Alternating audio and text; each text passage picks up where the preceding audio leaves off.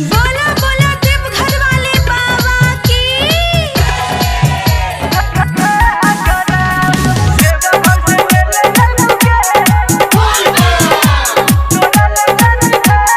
Music by DJ Umesh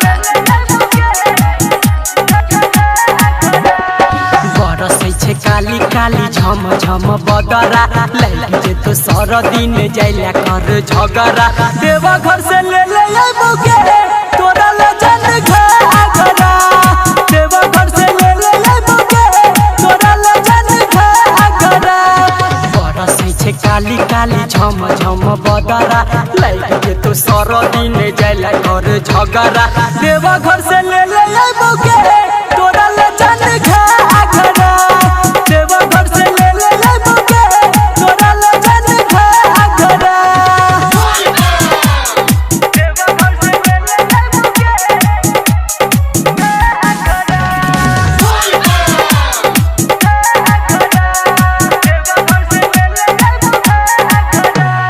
DJ Umesh बोले शंकर भगवान की।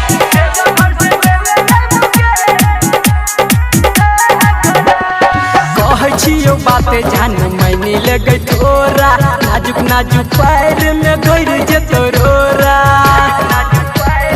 गजान कहै छियो बाते जान मैंने लगे तोरा गोरे गोरे पैर में गइर जे तोरा धीरे बड़ी रहै छै के रास्ता में तागरा धीरे बड़ी रहै छै के रास्ता में तागरा देवघर से ले ले बुके तोरा ले जन घाघरा देवघर से ले ले बुके तोरा ले जन घाघरा देवघर से ले ले बुके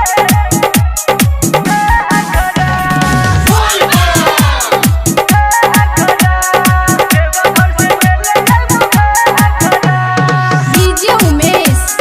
बोले शंकर भगवान की।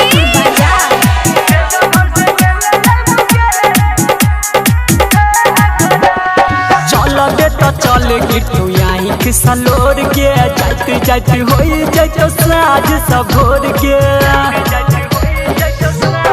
हाँ हाँ चल बे तो चल गिट्टू यहीं के सलोर के जात जात होई जात साज सब भोर के जाई पर दूर जे ना जते दूर आगरा जाई पर दूर जे ना जते दूर आगरा देवघर से ले ले बुके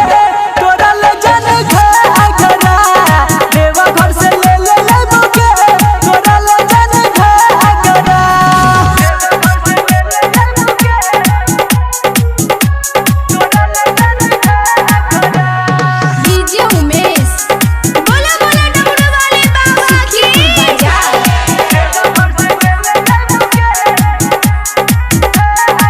कैरले के सोनाया बजाई के तैयारी संदीप सुमन खोला तई 4 बजे गाड़ी